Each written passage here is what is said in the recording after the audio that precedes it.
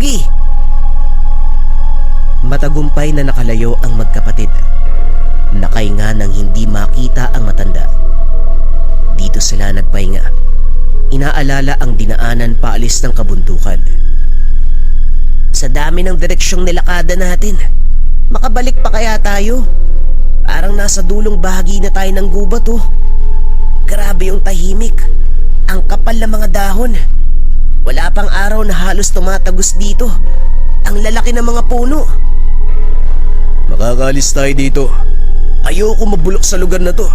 Baka mamaya magpakita na naman yung aso eh. Hindi ko na alam kung kanino ako matatakot. Doon ba sa matanda o doon sa aso? Ilang sandali pa, lumitaw ang pinag-uusapang nilalang. Nataranta ang magkapatid. Naganap ng matataguan.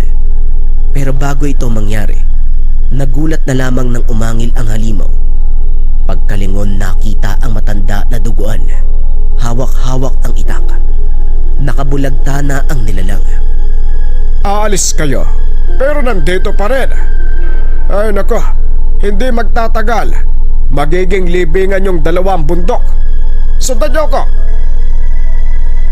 Naguluhan ng magkapatid. Pero sa takot sa lugar, sumunod sila sa matanda. Bumalik sila sa tahanan.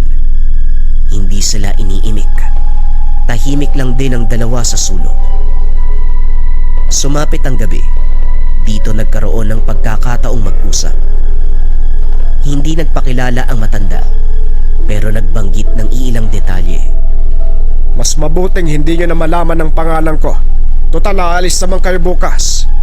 Hindi ko alam kung anong pumasok sa isipan yung dalawa para pumunta dito ng walang pangontra. Hindi lang mga ligaw na hayop ang nandito sa lugar. Hindi lang mga katutubo na mahirap pakisamahan. Meron pang mas babangis sa hayop. Yung asong nakita nyo, aswang yon. Kung gusto nyong malaman kung totoo ang sinasabi ko, sa susunod na may makita kayo, tignan nyo sa pagitan ng mga hita. Doon nyo makikita ang tunay na itsura nila. Pero manong maiba ako. Alam nyo na may ganyan sa paligid. Bakit dito pa kayo nakatira? Iba rin kayo sa mga katutubong nakikita namin. Iba ang pamamaraan ninyo. Paano po kayo napadpad sa lugar na to? Maraming taon ang nakalipas noong may nangyari sa aking pamilya. Isa akong manunugis ng aswang, pero dumating sa punto na ako ang tinugis sa mga nilalang. Inubos ang aking pamilya.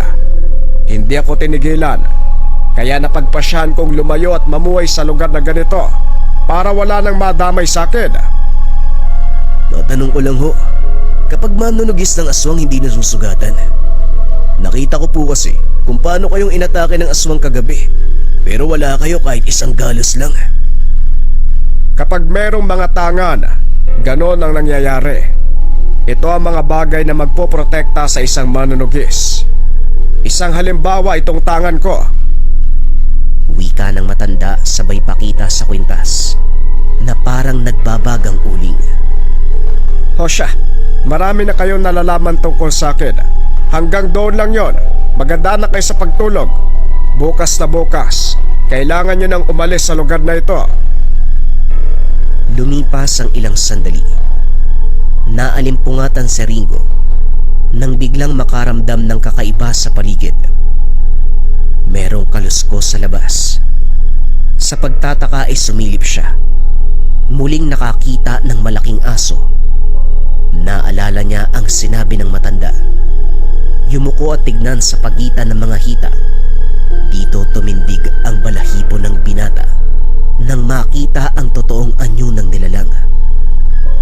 Ilang sandali pa ang lumipas, nagising ang matanda.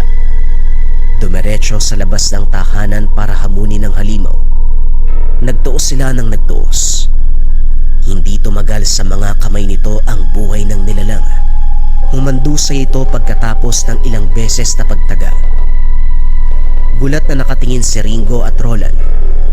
Dahan-dahang bumalik sa pagiging tao ang hubog ng halimaw. Hindi nga lang mamukaan dahil itimang balat at puro dugo ang katawan.